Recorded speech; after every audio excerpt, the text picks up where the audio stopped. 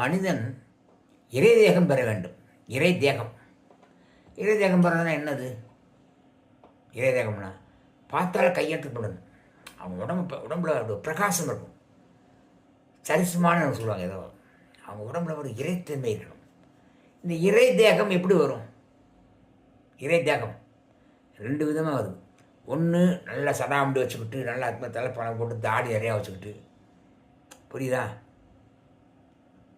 ஒரு மகாகுரு மாதிரி வேஷம் போட்டு, ஒரு அங்கி இங்கி அது இது போர்வை கீர்வை எல்லாம் போட்டு அப்படி இருக்கிறாங்க.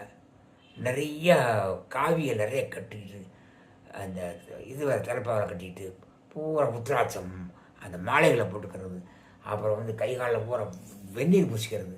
திருநாளூரில் பார்க்குறேன், இப்போ பூரா உடம்புலாம் திருநீர் பூசிட்டு இருக்காங்க. அதாவது ஒருத்தர் ஒரு இதை கடைப்பிடிக்கிறாங்க, நான் அதை குற்றம் சொல்ல விரும்பல. ஆனால் பார்த்தா இவன் வந்து கடவுள் பக்தியாளன், இறை தேகம் உள்ளவன் அப்படின்னு மற்றவங்க சொல்லும்படியாக இருக்கிறது. வேஷங்களெல்லாம் வரக்கூடாது. பலவிதமான ஆடை ஆபரணங்களை போட்டுருக்கிறனால அது கிடையாது. இப்போ கல்யாண வீட்டுக்கு போகிறீங்க, கல்யாண வீட்டில் பொண்ணுக்கு பார்த்தா நகை நட்டு போட்டு அப்படி இப்படி இப்படி இப்படி அவங்க வர்றத பார்த்தா தான் இருக்கும். ஹஸ்பண்ட் வரும்போது ப்ரெஸ்லெட் போட்டு இது போட்டு செயின் போட்டு இது போட்டு சென்ட்டுக்கு விட்டுக்கிட்டு இப்போ இது என்ன அது? எல்லாம் வேஷம் தானே அது.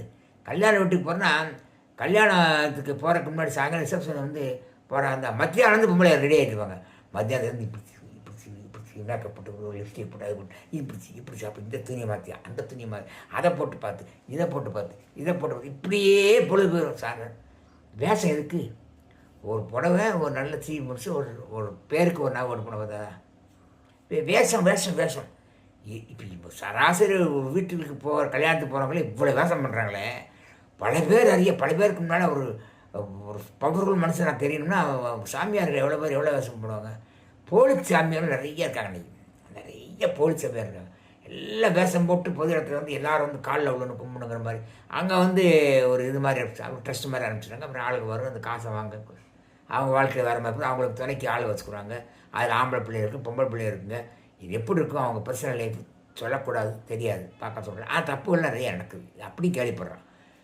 ஸோ இந்த இறை தேகம் என்பது எப்படி வரும்னா, மனசுக்குள்ளேருந்து வரும் அந்த இறை தேகம். சூரியன் பிரகாசிக்குது, சூரியன் வந்ததுன்னா அந்த பூமியெல்லாம் அப்படி வெளிச்சமாகிட்டே வரும்ல. அதுபோல் அந்த ஆள் மகன் நான் மனசில் இறைவன் இருக்காருன்னா அவர் வரும்போது உடம்பே அப்படி சக்கன்னு பிரகாசிக்கும். ஒன்றும் இல்லை, சாதாரண வெறும் வேலை இருப்பார், வெறும் துண்டை கட்டிருப்பார், உத்திராட்சம் மாலை போட்டால் உத்திராட்சம் கொட்டை மாதிரி இந்த மாதிரி உத்திராட்சம் கொட்டை ரொம்ப போட்டுப்பாங்க. பார்க்க ரொம்ப எளிமையாக இருப்பாங்க. அவங்கள்ட்ட இறை தேகம் போது மனசு கூட இறைவனை எந்த நேரம் நினச்சிருக்கிறதா? இறைவனை மனசில் எந்த நினச்சிருந்தா இறை தேகம் தானே. பிடிச்சிருந்தா லைக் பண்ணுங்கள், சப்ஸ்கிரைப் பண்ணுங்கள், ஷேர் பண்ணுங்கள்.